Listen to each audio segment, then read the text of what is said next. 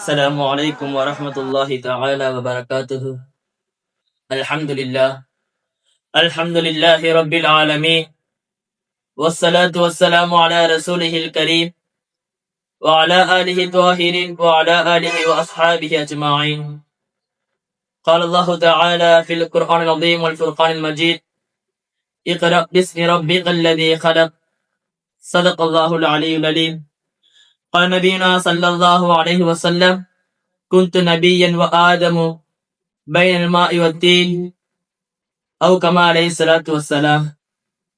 புகழும் புகழ்ச்சியும் வையகத்தை படைத்து பரிபாலிக்கின்ற அல்லாஹ் ஒருவனுக்கே உரிதாகட்டுமாக. சாந்தியும் சமாதானமும் அருமைநாயகம் முஹம்மது ரசூலுல்லாஹ் ஸல்லல்லாஹு அலைஹி வஸல்லம் அவர்களின் மீதும், அவர்களை பின்பற்றிய சத்திய சஹாபாக்கள், தாபிஈன்கள், தபா தாபிஈன்கள், நல்லோர்கள், நாதாக்கள், வலிமார்கள், இறை நேசர்கள், குறிப்பாக இங்கே வீட்டிற்கும் நம் அனைவரின் மீதும் அல்லாஹுடைய வற்றாத கருணை என்றென்றும் நின்று நிலவட்டுமாக. அல்ஹம்துலில்லாஹ். ரபியுல் அவ்வல் மாதம் கடந்த நாட்களில் பெருமானார் ரசூலுல்லாஹ் ஸல்லல்லாஹு அலைஹி வஸல்லம் அவர்களை அல்லாஹ் பாதுகாத்தான், இந்த பூ உலகத்திற்கு அனுப்பினான். அவர்கள் குழந்தை பருவம், அவர்கள் வாலிப பருவம், பெருமானார் ரசூலுல்லாஹ் ஸல்லல்லாஹு அலைஹி வஸல்லம் அவர்களின் திருமண வாழ்க்கை, பெருமானார் திருமண வாழ்க்கை, கணவன் மனைவி இடத்தில் எப்படி நடந்து கொள்ள வேண்டும், மனைவி கணவனிடத்தில் எப்படி நடந்து கொள்ள வேண்டும். அதைத் தொடர்ந்து ரசூலுல்லாஹ் ஸல்லல்லாஹு அலைஹி வஸல்லம் அவர்களுடைய 35வது வயதில் பெருமானார் நபித்துவத்திற்கு முன்பாகவே இந்த சமுதாயத்தை ஒன்று சேர்க்கும் பணியை தொடங்கிவிட்டார்கள் என்பதையெல்லாம், அவர்கள் நற்குணத்தை எல்லாம் கடந்த நாட்களில் நாம் பார்த்தோம். அந்த அடிப்படையில் இன்று பெருமானார் ரசூலுல்லாஹ் ஸல்லல்லாஹு அலைஹி வஸல்லம் அவர்கள் இந்த உலகத்திற்கு எந்த வேலைக்காக அல்லாஹ் அனுப்பினானோ, எந்த காரணத்திற்காக இந்த உலகத்திற்கு அல்லாஹ் நாயகத்தை அனுப்பினானோ, அந்த நிலை, அதாவது நுபுவத்துடைய நிலை பெருமானாருக்கு எப்படி கிடைத்தது, அந்த நிலையில் நடந்த அற்புதங்களும், அந்த நிலையில் ரசூலுல்லாஹ் ஸல்லல்லாஹு அலைஹி வஸல்லம் அவர்கள் வாழ்க்கையில் ஏற்பட்ட இன்னல்களும் என்ன என்று காண்பலாம். அல்ஹம்துலில்லாஹ். அல்லாஹு தஆலா ரசூலுல்லாஹ்வை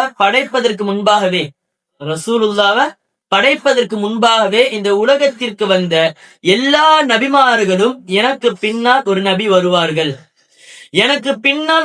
வருவார்கள், ஹஜ்ரத் ஆதம் அலைஹிஸ்ஸலாத்து வஸ்ஸலாம் அவர்களில் இருந்து ஹஜ்ரத் ஈசா அலைஹிஸ்ஸலாத்து வஸ்ஸலாம் அவர்கள் வரை இந்த உலகத்திற்கு எனக்கு பின்னால் ஒரு நபி வருவார்கள், அவர்கள் நீங்கள் ஈமான் கொள்ள வேண்டும் என்று பெருமானார் ரசூலுல்லாஹ் ஸல்லல்லாஹு அலைஹி வஸல்லம் அவர்களை பற்றி அவர்கள் சமுதாயத்திற்கே எத்தி வைத்துக் கொண்டே வந்தார்கள்.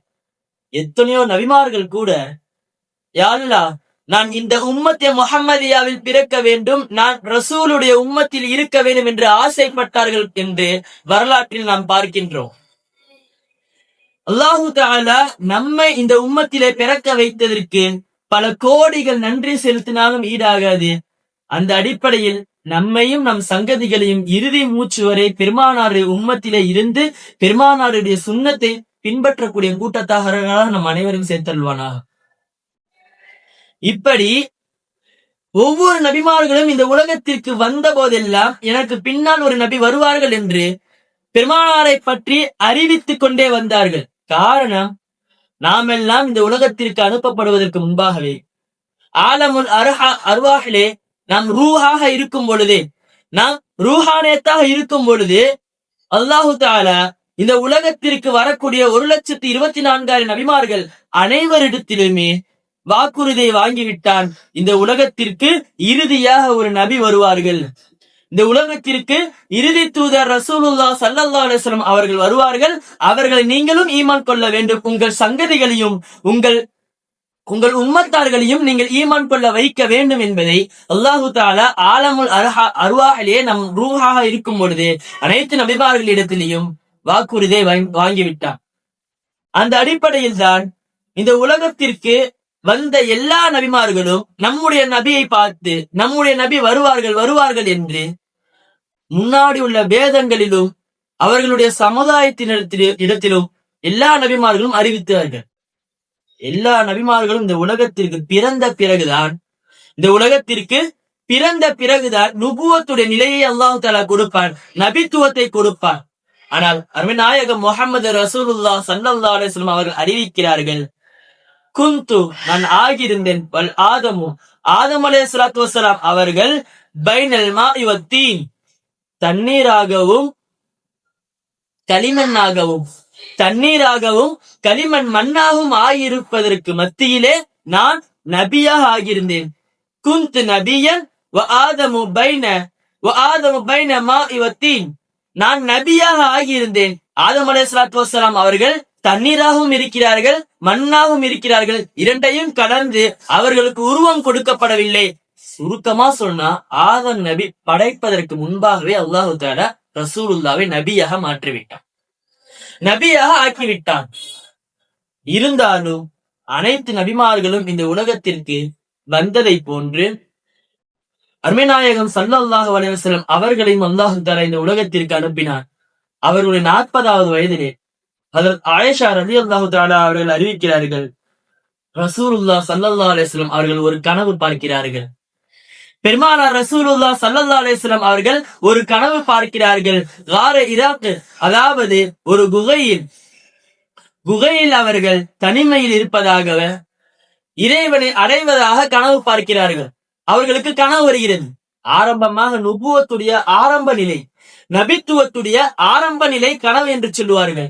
ஏன்னா வஹியுடைய 70 மடங்கு 70 வகையில ஒரு வகை கனவு.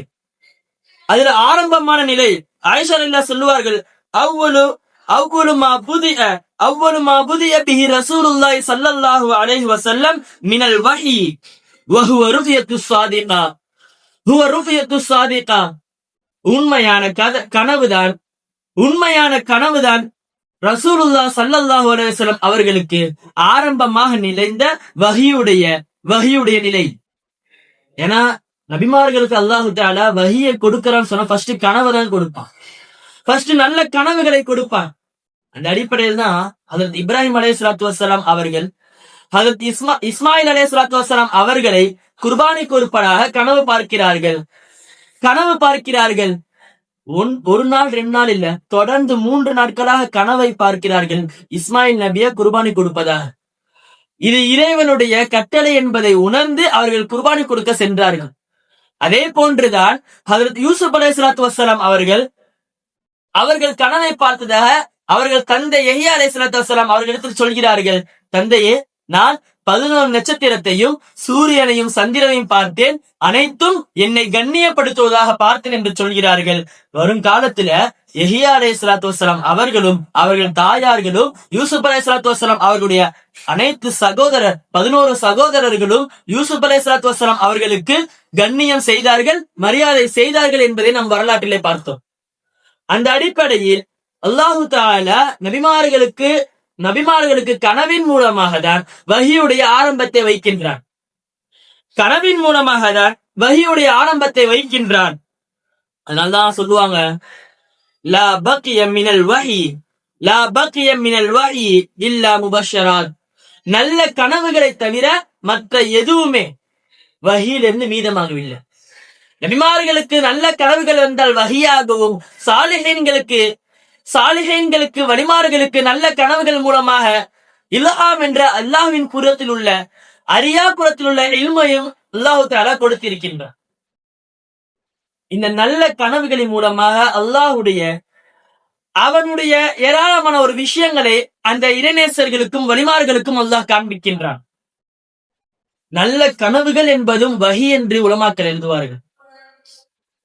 அந்த அடிப்படையில் நபிமார்களுக்கென்று அல்லாஹு தஆலா ஆரம்ப காலத்திலே கனவுகளை வைத்து நுபுவத்தை ஆரம்பம் செய்கிறார். பெருமானார் ரசூலுல்லாஹ் ஸல்லல்லாஹு அலைஹி வஸல்லம் அவர்களுடைய 40வது வயதிலே நுபுவத்துடைய நிலை ஏற்படுகிறது. பெருமானார் ரசூலுல்லாஹ் நான் முன்று சொன்னதை போலதான் அவர்கள் அந்த கார இராக் என்ற குகையிலே தனிமையில் இருந்து இறைவனை அடைய நினைக்கிறார்கள். அப்பொழுது ஒரு சில நாட்கள் என்று வருகிறது, அந்த அடிப்படையில் அதில் கதீஜா ரலியல்லாஹு தஆலா அன்ஹா அவர்கள் பெருமானாருக்கு உணவு கொடுத்து செல்கிறார்கள், உணவு கொண்டு போகிறார்கள். பொதுவாகவே அல்லாஹ்வை நாம் அடையணும் சொன்னா பொதுவாகவே அல்லாஹ்வை நாம் அடையணும் சொன்னா தனிமையில் இருக்க வேண்டும். அல்லாஹ்வுடைய நேசம் நமக்கு கிடைக்க வேண்டும் என்று சொன்னால் நாம் தனிமையில் இருக்க வேண்டும். அதற்காண்டிதான் எல்லா வழிமார்களுடைய வரலாற்றை எடுத்து பார்த்தாலும் சரி, எல்லா வழிமாருடைய வரலாற்றை எடுத்து பார்த்தாலும் சரி, எல்லா வழிமார்களும் தனிமையில் இருந்துதான் அல்லாஹுவை அடைந்திருப்பார்கள். அல்லாஹு தாலாவே ஹஜ்ரத் மூசா அலைஹிஸ்ஸலாத்து வஸ்ஸலாம் அவர்களுக்கு தௌராத்துடைய வேதத்தை கொடுப்பதற்கு அவர்களை அழைப்பான். தூர்சினா மலைக்கு அழைப்பான். 40 நாட்கள் நோன்பு வைத்து விட்டு தூர்சினா மலைக்கு தனிமையில் இருக்க வேண்டும் என்று அல்லாஹு தாலா அழைப்பான். தனிமையில் இருந்தால்தான் இறைவனுடைய நேசம் கிடைக்கும், இறைவனுடைய பொருத்தம் கிடைக்கும் என்பதற்காக அல்லாஹு தாலா எல்லா நபிமார்களுக்கும் நுபுவத்துடைய நிலையை கொடுக்கும் பொழுதும், இறைநேசர்களுக்கெல்லாம் விலாயத்துடைய நிலையை கொடுக்கும் பொழுதும் அவர்கள் அனைவரும் தனிமையில் இருந்துதான் இறைவனை அடைந்தார்கள், இறைவனுடைய நேசத்தை பெற்றார்கள் என்று வரலாற்றில் நாம் பார்க்கின்றோம்.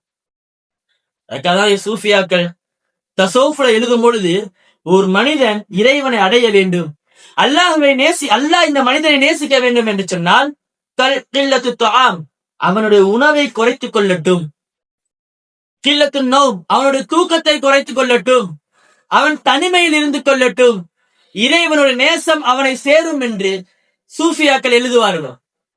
அந்த அடிப்படையில் தனிமையில் இருப்பதன் மூலமாக இறைவனுடைய பொருத்தமும் இறைவனுடைய நேசமும் நமக்கு கிடைக்கிறது என்பதை நாம் இந்த இடத்திலே புரிந்து கொள்ள வேண்டும். பெருமானார் ரசூலுல்லாஹ் ஸல்லல்லாஹு அலைஹி வஸல்லம் அவர்கள் காரு இராக்கிலே போய் தனிமையில் இருக்கிறார்கள். ரசூலுல்லாஹ் தனிமையில் இருக்கிறார்கள். இருக்கும் நிலையிலே ஹஜ்ரத் ஜிப்ரீல் அலைஹிஸ்ஸலாத்து வஸ்ஸலாம் மலக்குமார்களுக்கெல்லாம் தலைவர் ஜிப்ரீல் அலைஹிஸ்ஸலாத்து வஸ்ஸலாம் அவர்கள் அவர்களுடைய முழு தோற்றத்துடன் வருகிறார். உண்மையான தோற்றம், முழு தோற்றத்துடன் ஹஜ்ரத் முஹம்மது ரசூலுல்லாஹ் ஸல்லல்லாஹு அலைஹி வஸல்லம் அவர்களை பார்க்க வருகிறார்கள், நுபுவத்தை கொடுக்க வருகிறார்கள். வந்து நின்றால் அதற்கு முன்னாடி ரசூலுல்லாஹ் ஜிப்ரீல் அலைஹிஸ்ஸலாத்தை பார்த்திருக்காங்க. சிறு வயதுல ரசூலுல்லாஹ்வுடைய பெருமானாருடைய இதயத்தை பிளந்து ஜம்சம் நீரால் தங்க தட்டில ஜம்சம் நீரை கொண்டு வந்தார்கள் என்று வரலாற்றில் வருகிறது. தங்க தட்டிலே ஜம்சமுடைய நீரை கொண்டு வந்து பெருமானுடைய இதயத்தை கழுவி மீண்டும் இதயத்தை உடம்பில் வைத்து தைத்தார்கள் என்று வரலாற்றில் வருகிறது. அதே போன்று 13வது வயதிலே இதே நிகழ்வு பெருமானாருடைய இதயத்தை கிழித்து மீண்டும் ஜம்சமுடைய தண்ணீரை வைத்து கழுவி அவர்கள் இதயத்தை வைத்து தைத்து விட்டார்கள். அதே போன்றுதான் நுபுவத்திற்கு முன்னாடியும் நுபுவத்திற்கு முன்பாகவும் ஹஜ்ரத் ஜிப்ரீல் அலைஹிஸ்ஸலாத்து வஸ்ஸலாம் அவர்கள் பெருமானார் ரசூலுல்லாஹ் ஸல்லல்லாஹு அலைஹி வஸல்லம் அவர்களுடைய இதயத்தை நெஞ்சை கிழித்து இதயத்தை ஜம்சமுடைய நீரால் கழுவி மீண்டும் நெஞ்சுக்குள் வைத்து தைத்தார்கள் என்று வரலாற்றில் வருகிறது. அந்த அடிப்படையில் அந்த நிலையெல்லாம் ரசூலுல்லாஹ் வந்து ஜிப்ரீல் அலைஹிஸ்ஸலாத்து வஸ்ஸலாம் அவர்களை பார்த்தார்கள். அவர்கள் உண்மை தோற்றத்தை பார்க்கவில்லை. ஜிப்ரீல் அலைஹிஸ்ஸலாத்து வஸ்ஸலாம் அவர்களுடைய உண்மை தோற்றத்தை பெருமானார் ரசூலுல்லாஹ் அவர்கள் இந்த எந்த நிலையிலும் பார்க்காமல் முதலாக அந்த நுபுவத்துடைய நிலையிலே பெருமானார் ரசூலுல்லாஹ் ஸல்லல்லாஹு அலைஹி வஸல்லம் அவர்கள் ஜிப்ரீல் அலைஹிஸ்ஸலாத்து வஸ்ஸலாம் அவர்கள் உண்மை தோற்றத்தை பார்த்து விட்டு நடுங்கி போயிட்டான். ஜிப்ரீல் அலைஹிஸ்ஸலாத்துடைய உண்மை தோற்றத்தை பார்த்து அந்த பிரம்மாண்டமான தோற்றத்தை பார்த்து நடுங்கி போயிட்டாங்க. போன ஜிப்ரீல் அலைஹிஸ்ஸலாம் சொல்றாங்க, அங்கு வந்த ஜிப்ரீல் அலைஹிஸ்ஸலாம் சொல்றாங்க, முதலாக இறங்கிய வசனம் குர்ஆன் இருக்கு. இந்த வஹீயின் மூலமாக அல்லாஹ்வின் நாவில் இருந்து ஜிப்ரீல் அலைஹிஸ்ஸலாத்து வஸ்ஸலாம் அவர்கள் மூலமாக அருமை நாயகம் முஹம்மது ரசூலுல்லாஹ் ஸல்லல்லாஹு அலைஹி வஸல்லம் அவர்களுக்கு இடத்தில் முதலாக இந்த உலகத்திற்கு வந்த முதல் வசனம் ஜிப்ரீல் அலைஹிஸ்ஸலாம் கூறுகிறார்கள், இக்ரா பிஸ்மி ரப்பிக்கல்லதீ ஹலக். நபியே நீங்கள் ஓதுங்கள், நபியே நீங்கள் ஓதுங்கள் என்று சொல்லும் பொழுது இந்த இடத்துல ரசூலுல்லாஹ் சொல்லுவாங்க, எவ்வளவு பெரிய அறிவாளியாக இருந்தாலும் ஆரம்பத்தில் தன்னுடைய எவ்வளவு பெரிய திறமசாலியாக இருந்தாலும் ஆரம்பத்தில் தன்னுடைய இயலாமை காட்ட வேண்டும் என்பதை இந்த மக்கள் உணர வேண்டும் என்பதற்காக பெருமானார் ரசூலுல்லாஹ் அந்த இடத்தில் ஜிப்ரீல் அலைஹிஸ்ஸலாம் வந்து சொன்ன உடனே சொல்லுவாங்க, மா அன காரி, எனக்கு ஓத தெரியாது. இரண்டாவது முறை ஜிப்ரீல் அலைஹிஸ்ஸலாம் சொல்லுவார்கள், இக்ரா பிஸ்மி ரப்பிக்கல்லதீ ஹலக். இரண்டாவது முறையும் சொல்லுவார்கள், எனக்கு ஓத தெரியாது. மூன்றாவது முறை சொல்லுவார்கள். ஆனா மூன்றாவது முறை ஜிப்ரீல் அலைஹிஸ்ஸலாத்து வஸ்ஸலாம் அவர்கள் அருமை நாயகம் முஹம்மது ரசூலுல்லாஹ் ஸல்லல்லாஹு அலைஹி வஸல்லம் அவர்களை தன் நெஞ்சோடு நெஞ்சாக அணைத்து விட்டு அணைத்து விட்டு கூறுவார்கள். அப்பொழுது நாயகம் அழகாக ஓதுவார்கள். இந்த இடத்தில் நான் ஒரு வரலாற்றை ஞாபகப்படுத்த நினைக்கின்றேன். சஹாபாக்கள் எல்லாம் ரசூலுல்லாஹ் ஸல்லல்லாஹு அலைஹி வஸல்லம் அவர்கள் வந்து கேட்பார்கள். சஹாபாக்கள் எல்லாம் பெருமானார் ரசூலுல்லாஹ் ஸல்லல்லாஹு அலைஹி வஸல்லம் அவர்கள் இடத்துல வந்து கேட்பார்கள், நாயகமே, நீங்க யார்கிட்டயுமே போய் ஓதல, யார்கிட்டயுமே நீங்க போய் படிக்கல, ஸ்கூலுக்கு போய் பள்ளிகளுக்கு சென்றும் படிக்கவில்லை, யாரும் உங்களுக்கு ஆசிரியராக இருந்ததில்லை.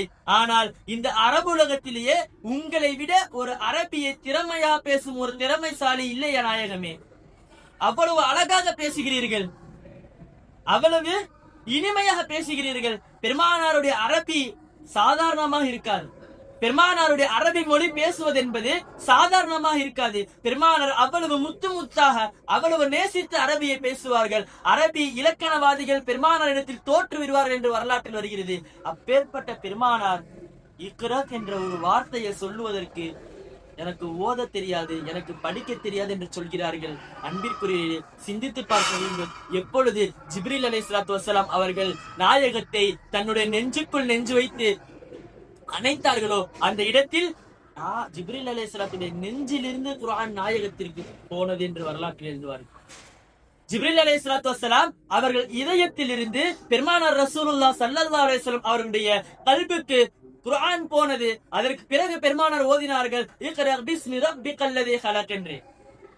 அந்த வசனம் இறங்கிருச்சு. அதுல இருந்து முதல் 5 வசனம் முதலாக இந்த உலகத்திற்கு வஹீன் மூலமாக பெருமானாருக்கு வருகிறது. பெருமானார் ரசூலுல்லாஹ் ஸல்லல்லாஹு அலைஹி வஸல்லம் அவர்கள் அந்த வஹீன் உஷ்ணத்தை தாங்க முடியாமல், அந்த வஹீன் கனத்தை தாங்க முடியாமல், அந்த வஹீயுடைய வெயிட்டை தாங்க முடியாமல் அல்லாஹு தஆலா கூட திருமறையில் கூறுவான், இந்த குர்ஆனை நான் மலையின் மீது இறக்கியிருந்தால் அந்த மலை பொடி பொடியாக சென்று இருக்கும்.